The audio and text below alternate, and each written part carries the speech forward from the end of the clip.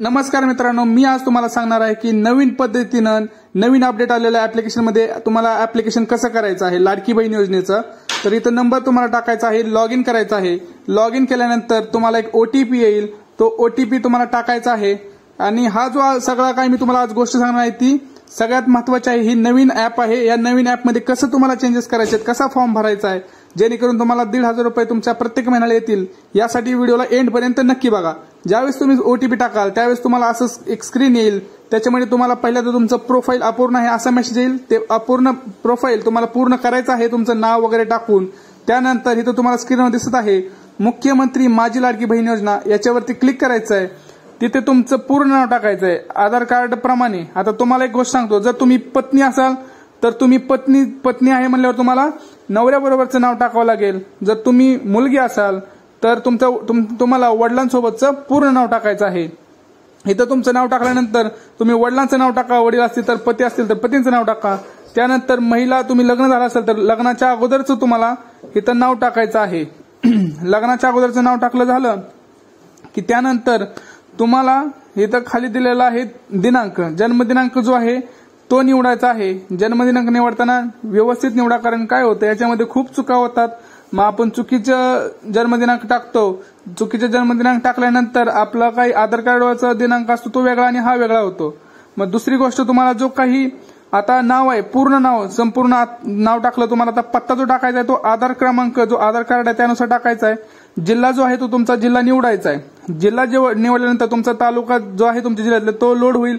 तुमचा जो तालुका आहे तो तुम्हाला सबमिट करायचा आहे। तालुका झाल्यानंतर तुमचं जे काही गाव आहे त्या गावाचं नाव टाकायचं आहे। शहरात असेल शहराचं नाव टाका, गावात राहत असेल तर ग्रामपंचायतचं नाव टाका, नगरपंचायत आहे, नगरपालिका आहे। नंतर तुमचा पिनकोड हा व्यवस्थितच टाकायचा आहे। परत मोबाईल क्रमांक सगळ्यात महत्वाचा आहे, कारण तुम्हाला ओटीपी याच मोबाईल क्रमांकावर येणार आहे तुम्ही ज्यावेळेस फॉर्म सबमिट करणार आहात त्यावेळेस। नंतर तुमचा आधार क्रमांक नीट टाका, कारण आधार क्रमांक हा 10 नंबर असतो। 10 नंबर टाकताना तुमचं त्याच्यामध्ये गफलत होऊन जाते। तुम्हाला एक पुढचं एक आता त्याच्यामध्ये लक्षात घ्या, जर तुम्ही कुठली शासनाची दुसरी स्कीम वापरत असाल तर तिथं होय म्हणा, नसेल तर तुम्ही नाही म्हणा।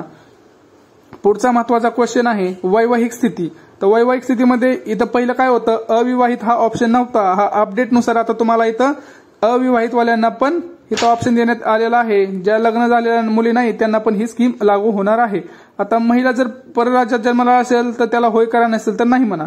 सगळ्यात महत्वाचं म्हणजे आता बँक, कारण बँकेचं जर तुम्ही नीट नाही जोडलं तर सगळं वाया जाईल। तर तुम्हाला बँकेचं तुमचं जे काही नाव आहे पासबुक प्रमाणे ते बँकेचं नाव टाका। तुमचं खाते जे काही नाव आहे खात्यावरची ते खात्यावरचं नाव टाका। बँक आपला खाते क्रमांक हा 20 नंबरचा असतो, तर तो 20 नंबर व्यवस्थित झालाय का ते नीट बघा। त्यानंतर तुम्हाला मी सांगितलं की IFSC कोड जो इम्पॉर्टंट असतो तो नीट टाका। त्याच्यानंतर तुम्हाला एक ऑप्शन येतो की तुमचा जो आधार क्रमांक आहे तो बँकला जोडला आहे की नाही। जोडला असेल तर तो होय म्हणा, नसेल तर नाही म्हणा। आणि आता ही स्क्रीनवरची जी तुम्हाला सगळे डॉक्युमेंट दिसत आहेत ते सगळे डॉक्युमेंटची तुम्हाला फोटो काढून तिथं अपलोड करायचा आहे। अपलोड करताना नीट काळजी घ्यायची आहे, कारण जर तुम्ही नीट नाही निवडलं, नीट नाही अपलोड केलं तर प्रॉब्लेम होऊ शकतो। नंतर तुम्हाला इथे ऍक्सेप्ट करायचं आहे। हमीपत्र तुम्हाला दिसेल, ते हमीपत्र तुम्हाला स्वीकार करायचं आहे। हमीपत्र स्वीकार केल्यानंतर माहिती जतन करा असा एक तिथं दिसेल बटन, त्याच्यावर क्लिक करा।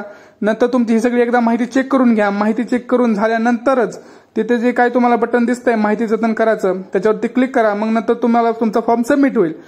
तुम्हाला हमीपत्र जर कुठे भेटेल हे माहित नसेल तर हमीपत्र इथं भेटतं, तिथंच ऍप्लिकेशनमध्ये हमीपत्र PDF डाउनलोड करा, याच्यावर क्लिक करा, लगेच तुम्हाला तुमचं हमीपत्र भेटून जाईल। तर ही सरळ आणि सोपी तुम्हाला आता मी प्रोसेस सांगितली आहे। तुम्हाला इथं केलेले अर्ज आहे याच्यावर जर क्लिक केलं तर तुम्हाला तुमचे जे केलेले अर्ज आहेत ते दिसून येतील।